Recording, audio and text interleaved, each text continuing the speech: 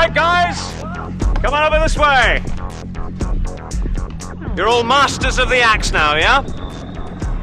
So you can imagine how invulnerable those Vikings must have felt. Except that they weren't. At the Battle of Stamford Bridge, the Vikings were challenged by the Saxon army under King Harold of England. They were both very similar armies. They fought on foot, they slugged it out with axes, swords, shields, spears. The Saxon army had an elite force, the best infantry in Europe at the time, called the Saxon Housecarls. Now, they fought with axes, and I know you think you're pretty good at axes right now, but I'm sorry to tell you that the Housecarls used this. A Danish bearded axe. It's about 5'6", weighs about 3 times as much as the axes you're using, and you're going to have to get used to them. So there's a whole bunch of them behind me. Go get them. Another one? Try it.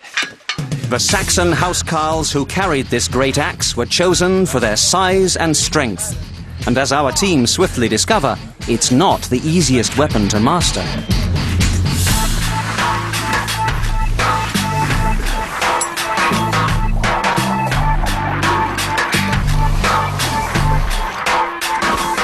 All right, guys. Now, you should be flattered because men were only chosen for this weapon who had sufficient skill and strength to use it. So, how was it? How do you feel? Difficult, heavy, very difficult to change directions with it, change hands and keep it in control. Yourself? Yeah, the thing is, once you get them going, it's really difficult to stop. Well, it's heavy, but I wouldn't want to be on the receiving end because a shield wouldn't really stand up to this. It packs a pretty good punch. Because it's heavy, you got to use your body a lot more. Show us, show us. Yeah, sure. Well, bring your body forward here, and when you're here, you got to lean backwards here. Also, when you swing round, you kind of like, you almost got to stick your bum out here. And by using your hips, you can swing it round. If you move your body, the axe will follow, not the other way around. If you get within range of this axe, then there is no defense except a heavy shield.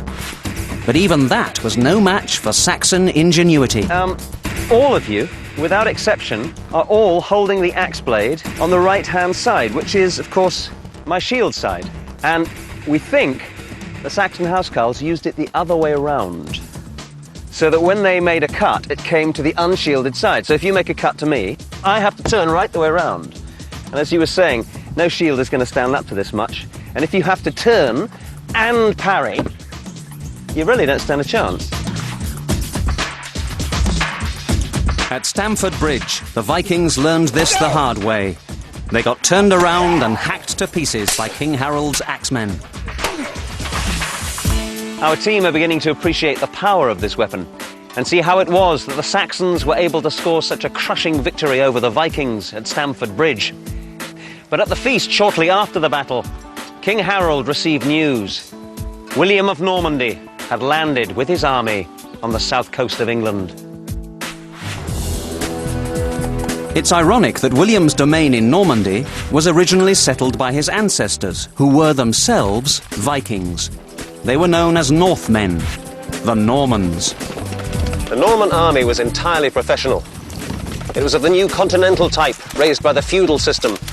Every man was well armed and fully armoured in mail.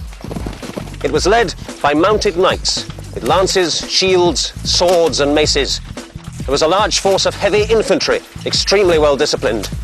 And most importantly, a large force of archers.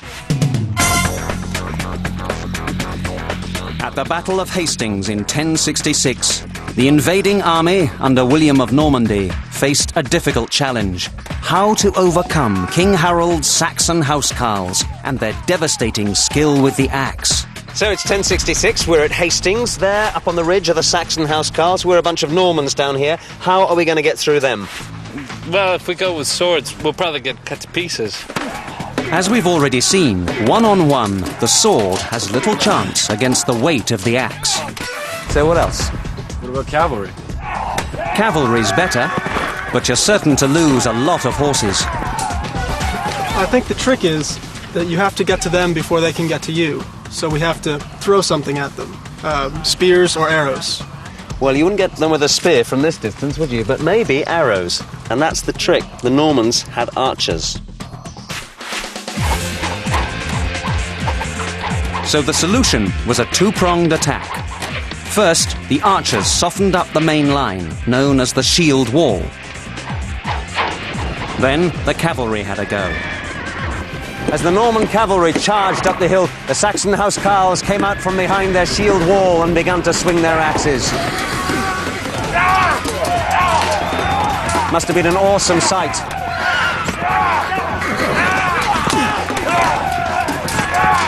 And for the Norman cavalry, those axes were devastating. Horses and men fell together. The axemen fought bravely, but the constant rain of arrows, combined with charge after charge of the cavalry, finally broke the Saxon line. King Harold was killed, probably by an arrow to the eye.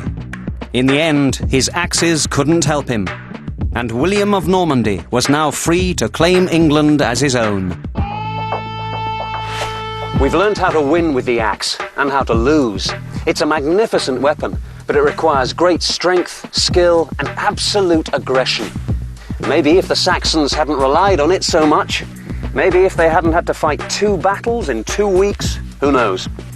After Hastings, the Normans conquered the land, and they built castles to enforce their rule, like this one at Hedingham.